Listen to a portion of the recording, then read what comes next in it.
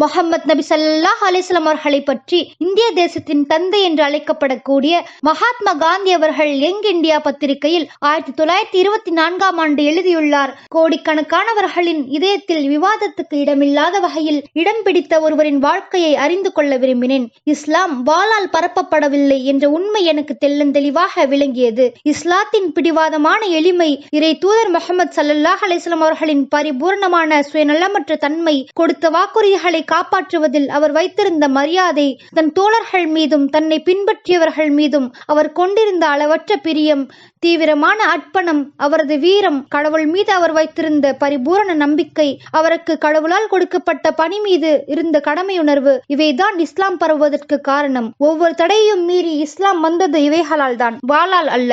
நபிகள் நாயகம் பற்றிய 2ஆம் பாகத்தை நான் படித்து முடித்த போது அந்த மகா வாழ்க்கை பற்றி படிக்க மேலும் இல்லையே என்று எனக்கு வருத்தமாக இருந்தது.